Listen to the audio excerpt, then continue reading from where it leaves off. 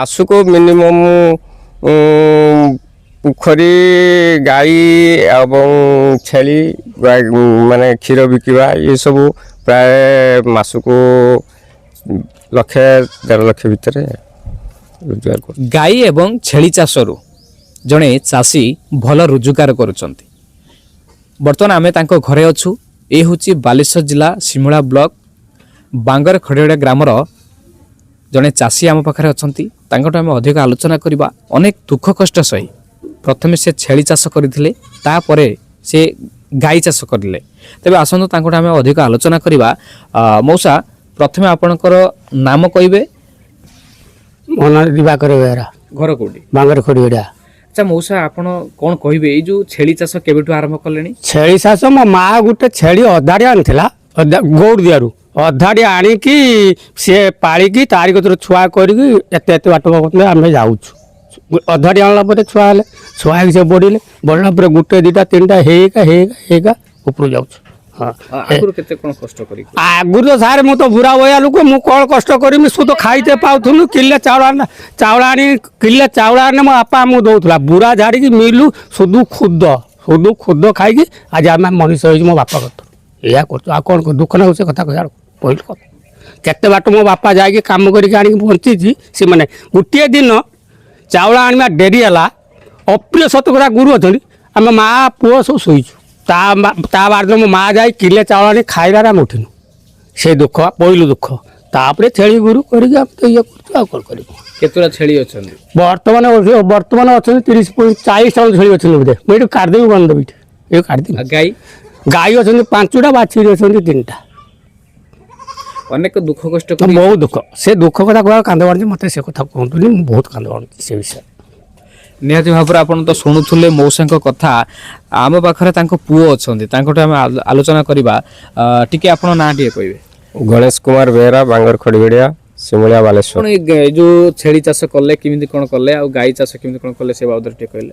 ପୂର୍ବରୁ ମୋ ଜେଜେବାପା ଜେଜେମା କରୁଥିଲେ ଚାଷ, ତାପରେ ମୋ ବାପା ମାନେ ବି କଲେ ଚାଷ।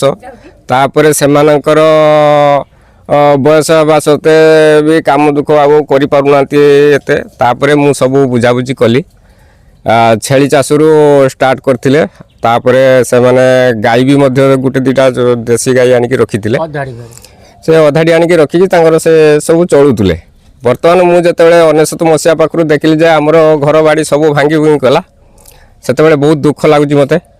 ଆଉ ସେଇ ସମୟ ଭିତରେ ମୁଁ ଦେଖିଲି କିଛି ରୋଜଗାର ଆମେ କରିବା ପାଇଁ ଚାହୁଁଛୁ, ତାହେଲେ କ'ଣ ତା'ର ଉପାୟଟା କ'ଣ ବାହାର କରାଯିବ।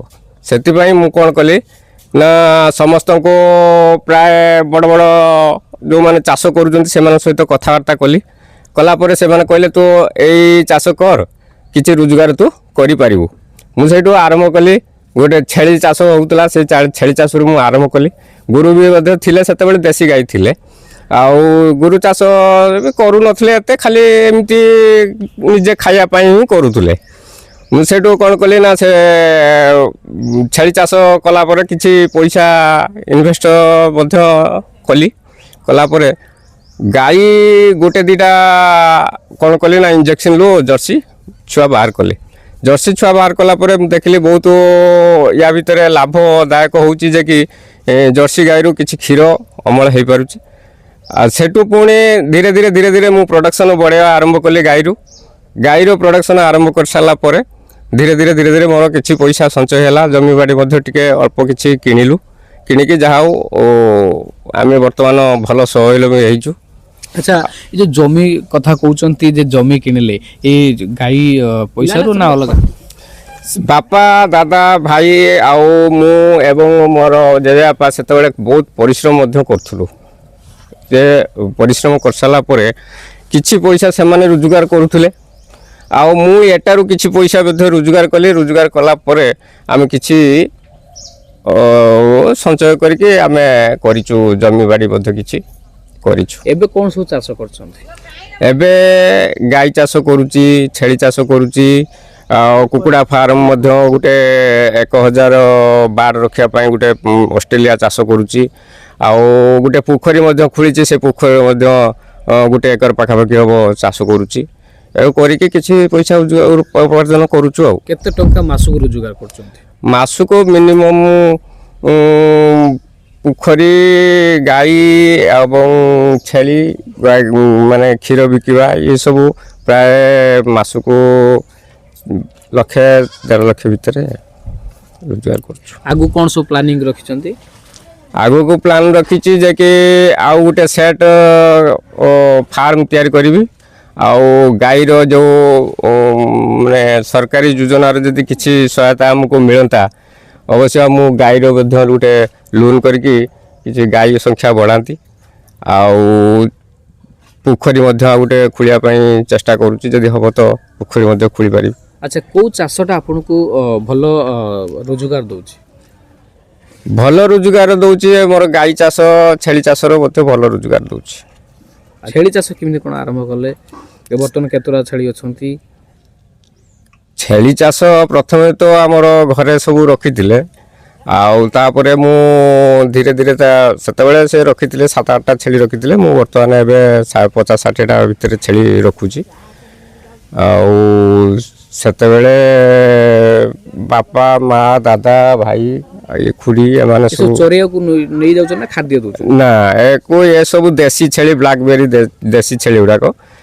ଏମାନଙ୍କୁ ବାପା ଆଉ ଖୁଡ଼ି, ଦାଦା ଏମାନେ ସବୁ ପ୍ରାୟ ସମୟ ନେଇକି ବାହାରକୁ ଯାଆନ୍ତି, ଚରେଇ ଚାରେଇକି ଆଣନ୍ତି ଆଉ। ଆଚ୍ଛା, ଆପଣ ତ ଏଇସବୁ ବିଭିନ୍ନ ପ୍ରକାର ଚାଷ କରୁଛନ୍ତି। ଲାଷ୍ଟରେ ଆପଣ ଏଇ ଯେଉଁ ଦର୍ଶକମାନଙ୍କୁ ଯିଏ ଆପଣଙ୍କୁ ଦେଖୁଛନ୍ତି, ଆପଣଙ୍କ କଥା ଶୁଣୁଛନ୍ତି, ତାଙ୍କୁ କ'ଣ କହିବେ? ଆଉ ସେମାନେ କ'ଣ କରିବା ଦରକାର? ଯେଉଁମାନେ କି ସେମାନେ ଘରେ ବସିଛନ୍ତି, ସେମାନେ କିଛି କରୁନା। ମୁଁ ସେମାନଙ୍କୁ କହିବି କିଛି ମୁଁ ଯେପରି ଆଜି ସ୍ୱାବଲମ୍ବୀ ହେଇପାରିଛି, ଆପଣମାନଙ୍କୁ ମୁଁ ସେ ମଧ୍ୟ କହୁଛି ଯେ କି କିଛି ଏଇଭଳି ପରିଶ୍ରମ କରନ୍ତୁ।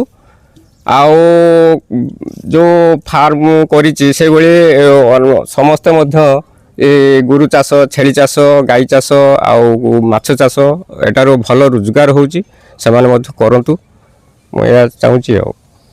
ଆପଣ ତ ଶୁଣୁଥିଲେ ଯାହାକି ଏଇ ଯେଉଁ ଗଣେଶ ଭାଇ ଆମର ଯିଏ ଥିଲେ, ସେ ଅନେକ ପରିଶ୍ରମ କରିଛନ୍ତି। ତାଙ୍କର ଯିଏ ବାପା ଯିଏ ଥିଲେ, ବହୁତ ଦୁଃଖ କଷ୍ଟ ସହି ପ୍ରଥମେ ସେ ଛେଳି ଚାଷ କରିଥିଲେ ଏବଂ ପରବର୍ତ୍ତୀ ସମୟରେ ସେ ଗାଈ ଚାଷ କଲେ ଏବଂ ବର୍ତ୍ତମାନ ସେ କୁକୁଡ଼ା ଚାଷ ଏବଂ ମାଛ ଚାଷ ମଧ୍ୟ କରିଛନ୍ତି। ଏବଂ ଆଗାମୀ ଦିନରେ ଯଦି ସରକାରୀ ସହାୟତା ମିଳିପାରନ୍ତା, ତାହେଲେ ସରକାରଙ୍କ ଅନୁଦାନରୁ ସେ ଗାଈ ଚାଷ କରିବେ ଏବଂ ତା ସହିତ ମାଛ ଚାଷ କରିବେ ବୋଲି ସେ କହୁଥିଲେ। ଏବଂ ତା ସହିତ ଯେଉଁମାନେ ବସିଛନ୍ତି ଘରେ କିଛି କରୁନାହାନ୍ତି, ସେମାନଙ୍କୁ ମଧ୍ୟ ସେ ଗୋଟେ ପରାମର୍ଶ ଦେଇଛନ୍ତି, ଯଦି ସେମାନେ ସେଇ ପଥ ଆପଣାନ୍ତି ତାହେଲେ ସେମାନେ ମଧ୍ୟ ସ୍ୱାବଲମ୍ବୀ ହୋଇପାରିବେ।